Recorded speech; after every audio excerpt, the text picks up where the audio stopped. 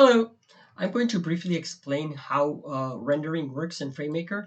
Now, it's important to mention that this is a very simple rendering method. It's only going to add some color, texture for sharing the overall feel with clients or colleagues. This is not a full-blown rendering software. Of course, for that, I would recommend downloading the file and importing or using it in another more sophisticated software like Blender or Keyshot, Rhino, whatever may be your situation.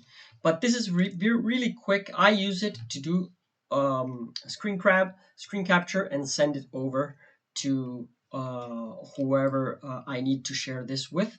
And in another video, I'm going to explain how to use the AR feature, which is really cool because you can actually send them a link and they can orbit in on their phone. But I'll explain that on another video. For now, rendering, I'm going to turn off the dimensions, and this is a sharp-edged model just to enhance the visual quality of the frame, to make it look like it was an acetate tumble polished frame. I would go from sharp edges to, let's say, 0.5 millimeter around. Now, this is not a mechanical fillet, a radius. This is not like what you would have in injection molded plastic. It's just, again, a visual aid to soften the frame, the look of the frame, and in this case it's 0.5 in height. So as you can see, it's not a perfectly rounded radius for that fillet. It's softening temples and front altogether to get that better that softer feel. And very quickly, I'm just going to go from this default shaded view to render. And while in render, I'm going to import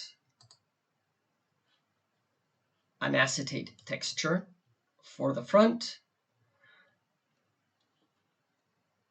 and an acetate texture for the temple, the same one, of course.